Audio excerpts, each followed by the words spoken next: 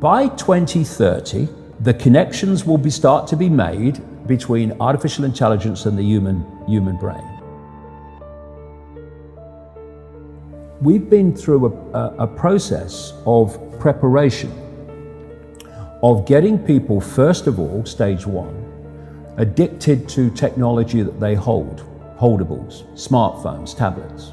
That's basically achieved. You just have to walk through a city and you see the addiction. And they're targeting specifically the young. Why? Because the young of today and the children of today are going to be the adults when they want to bring this AI connection in full blown. For that to happen, they have to get people addicted to technology to the point where they'll accept it and where it's the most natural thing in the world. And it's happening in front of our eyes. The first stage is to get people addicted to technology to the point where, at the most extreme, they'll get up in the dead of night and they'll queue, stand in line outside an Apple store to get the first of the new technology. And what they want eventually, and not too distant into the future, is people basically lining up to be connected to AI. In the same way that people in Sweden now are having parties to celebrate someone being microchipped, right? All this connects. So the next stage, because the idea is to get in the body, the next stage is to get on the body. So we went from just holdables, we went to wearables, we went to Bluetooth and Google Glass and Apple Watches and all these other gadgets that go on the body now. Even what they call electronic tattoos that are basically microchips on the skin. And the next stage is to go in the body, which is already starting in places like Sweden. Amazon's got contracts worth hundreds of millions of dollars with the CIA and the Pentagon for cloud services and stuff. Yeah, they have massive data services. Massive, yeah. Consumers don't see. So the idea is to take this on. And what Kurzweil is saying, and he claims an 80% success rate in his predictions of incoming technology and when it will come in. But if you know when it's going to come in, then you've got a great chance of predicting it, haven't you? It's like if you know when a stock market's going to fall because the people you are connected to are going to make it fall, well, you're going to get out just before it falls, and you're going to get in just before you know they're going to push it up. You don't have to be, Nostradamus if you know the script. This is the sales pitch, and this is why they're telling you. The sales pitch is when we connect to artificial intelligence, we'll be superhuman. That's what the sales pitch is. That's his sales pitch. Right. That's going Siri, to be the sales pitch. Alexa, all these things. Yeah. What you've got is the idea that connect to AI and you'll become superhuman intelligent. No, you'll become subhuman intelligent. You'll become a vehicle for artificial intelligence. And whoever controls artificial intelligence will control the perceptions of every mind that it's connected to. If you're going to make a physical connection with AI, you're not going to do that on a mass scale until you've made a psychological connection.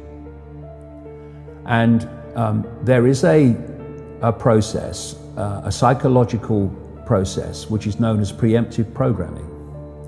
Preemptive programming is this.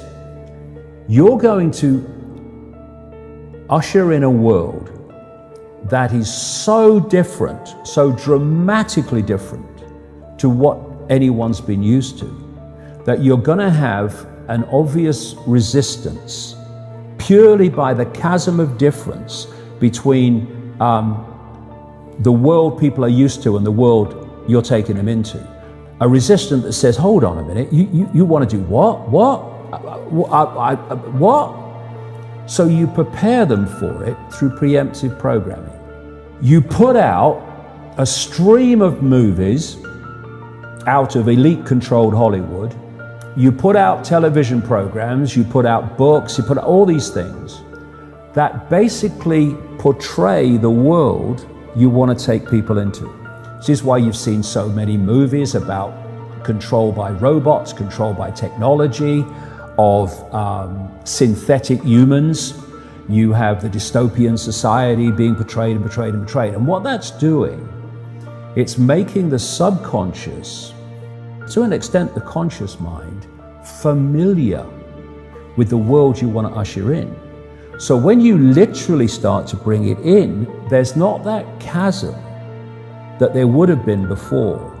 There is almost a familiarity with it because you prepared people by portraying it over and over again in movies. Another part of this psychological connection with artificial intelligence, so we'll accept the outcome that I've talked about, is these Alexas and these Echoes and these so-called office assistants or personal assistants. You start to interact with them as if they're human. And now they're bringing in internet-connected toys for kids, even little kids, and Barbie dolls that they can actually have conversations with artificial intelligence.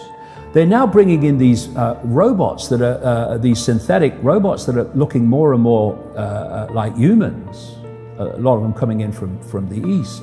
And this is a whole psychological process of familiarizing us with artificial intelligence, to getting people to interact with it until it becomes the most natural thing in the world. By 2030, the connections will start to be made between artificial intelligence and the human brain. And the human brain will be connected to what he calls the cloud. Another name for this is the smart grid, basically to artificial intelligence. As time passes, artificial intelligence will be more and more of human thinking and human perception until basically it's the totality of human thinking and human perception, at which point we won't be human anymore in terms of the consciousness processes we are using today. We will be artificial intelligence. And this is the assimilation I'm talking about. If you are connecting the human mind to a grid, a global technological grid, that grid can be centrally controlled. It will take at the center point very, very few people to run it, and even fewer to decide how it's run. I say this to kids and anybody else: how long could you live without your smartphone? What is an alcoholic? What, an alcoholic is someone addicted to alcohol? Yeah. Why is he addicted to alcohol? Because he can't stop drinking it. But you can't put your phone down. And if you do, within a few minutes you pick it up again because you're addicted to it. So are you controlling that bit of technology in your hand, or is that controlling you? That's controlling you. Do you want your life controlled by a bit of technology? Do you want the rest of your life controlled by it? Or are you now going to go, I'm putting this down?